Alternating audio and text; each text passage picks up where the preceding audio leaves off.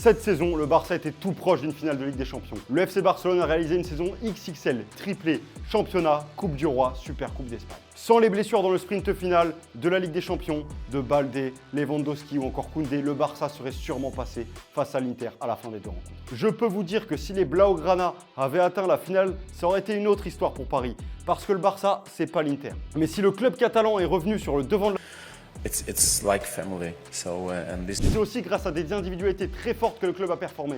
Rafinha a marché sur l'eau en Ligue des Champions et en Liga. Un Pedri épargné de blessures a pondu une saison stratosphérique, rappelant qu'à son top niveau, quasiment aucun milieu ne s'assoit à sa table. Et comment ne pas citer Lamine Yamal? Le gamin de 17 ans a mis la planète foot à ses pieds et il candidate même aujourd'hui pour le Ballon d'Or. Mais pour devenir l'équipe numéro 1 afin de tout rafler en Europe et de faire chuter le PSG, il faudra passer par un remodelage de l'effectif à certains postes. Le Barça a déjà finalisé un gros chantier en signant le portier espagnol Joan Garcia, auteur d'une grande saison avec le rival, l'Espagnol.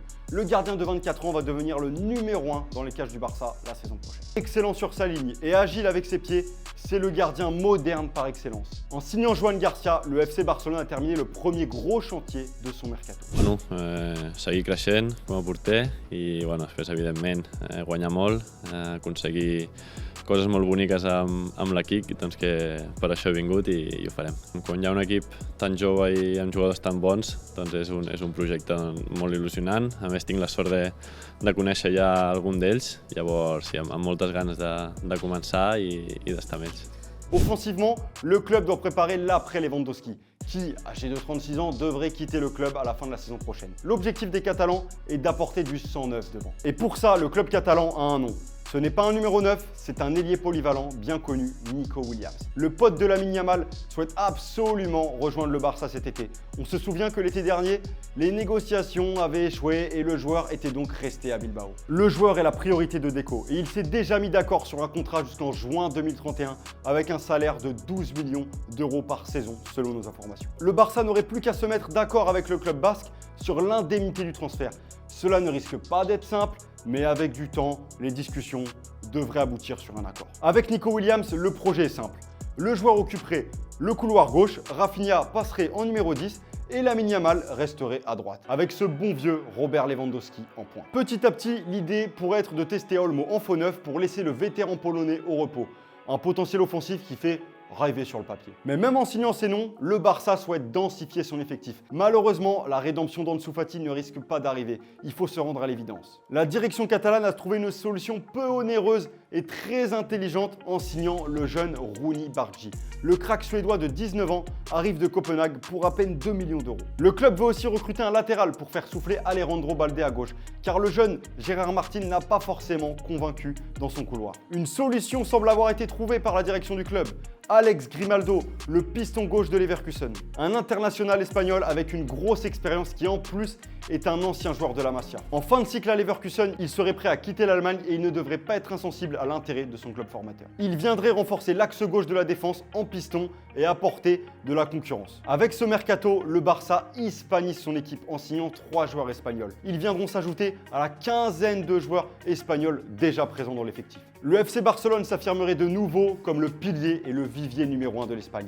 De plus, historiquement, le Grand Barça a toujours eu la majorité de ses joueurs espagnols. Ce qui renforcerait donc l'identité et la crédibilité du projet du Barça. D'ailleurs, voici à quoi devrait ressembler le 11 découlé l'an prochain. Koundé latéral droit, Inigo Martinez et Cubarsí dans l'axe, Alejandro Balde à gauche, De Jong et Pedri dans le double pivot, Yamal à droite, Rafinha en 10, Nico Williams à gauche et Robert Lewandowski en pointe. Tout en conservant sa solide base et en recrutant intelligemment à des postes clés, le Barça peut se construire un 11 qui peut tout rafler en Europe et en Espagne dans les prochaines années. Forcément, pour financer ces différentes arrivées qui vont coûter des dizaines de millions d'euros au club, il va falloir dégraisser et vendre certains joueurs du club. Au niveau des gardiens de but, le Barça, en recrutant Joan Garcia et en prolongeant Chesney, n'a plus de place pour Ter Stegen et Inaki Peña. Le portier allemand va donc devoir trouver une porte de sortie après plus de 10 saisons passées au club. Il va libérer pas mal de liquidités en plus car il a un sacré salaire, on parle de pratiquement 20 millions d'euros par saison. Au niveau du secteur défensif, le directeur sportif du club, Deco, déclarait il y a peu de temps « Nous avons 5 défenseurs centraux et l'un d'entre eux doit partir car le poste est surpeuplé ». Se séparer de Ronald Araujo serait l'idéal vu qu'il possède un salaire important et une bonne valeur marchande, plus de 40 40 millions d'euros pour l'international uruguayen. Un joueur comme Christensen, qui n'a plus qu'1 an de contrat, pourrait aussi quitter le club et rapporter quelques liquidités. Offensivement, Ansu Fati, le talent déchu, a signé à Monaco, libérant pas mal de masse salariale. Le jeune Pablo Torre pourrait aussi plier bagage. Pour finir, l'avant-centre Pau Victor, qui ne semble pas malheureusement avoir le niveau du club, devrait lui trouver un nouveau challenge. Plusieurs ventes qui devraient permettre au club de se retrouver financièrement. Le mercato, oui c'est important, vendre et acheter, mais capitaliser sur les gros talents de la Masia, c'est indispensable. Si aujourd'hui le Barça est de retour sur le devant de la scène, c'est grâce à son centre de formation XXL. Le meilleur exemple est Lamine Yamal, qui est aujourd'hui un candidat crédible au Ballon d'Or, qui est bien évidemment formé au club. Koubarsi, Fermin, Gavi, Alejandro Balde, tous ces joueurs sont plus ou moins des cadres actuels du club catalan et sont tous issus de la Masia. Petit à petit, derrière ces différents tauliers, d'autres vont prendre de plus en plus de place dans les années à venir, même dès la saison prochaine. Le crack Marc Bernal, malheureusement blessé dès le début de saison dernière, va pouvoir démontrer l'étendue de son talent la saison qui arrive. Marc Casado, qui a explosé cette saison dans le double pivot avec Pedri lors des premiers mois de la saison dernière, aura à cœur de démontrer une nouvelle fois son grand talent. On a aussi Gérard Martin qui a dépanné dans le couloir gauche durant l'absence d'Alejandro Balde, le très jeune Hector Fort qui continuera de mûrir dans ce groupe et qui pourra gagner de plus en plus de temps de jeu. On peut même citer la pépite malienne Ibrahim Diarra qui va être intégré prochainement au groupe professionnel. Avoir une belle et grande équipe c'est bien, mais si c'est pour jouer dans un stade comme celui de Montjuic, on va pas se mentir, ça fait tâche un peu. Mais justement, dès la saison prochaine et plus précisément le 10 août pour le trophée Gamper, le club Blaugrana va retrouver son temple. Le Barça va retrouver le Spotify Camp Nou d'une manière partielle d'ici la fin de l'année 2025 jusqu'à l'achèvement complet du stade prévu en 2026 avec une capacité de 105 000 spectateurs une fois que le 3e anneau sera terminé. De quoi promettre une ambiance de feu qui risque d'être un beau moyen de mettre la pression et de déstabiliser les adversaires. Retrouver le Nou Camp sera aussi une excellente nouvelle pour les finances du club, tant celui-ci va permettre de récolter des fonds. Avec une stratégie comme celle-ci, l'objectif est très simple. Redevenir le club qui rafle tout en Europe à l'image de l'ère Guardiola au Barça.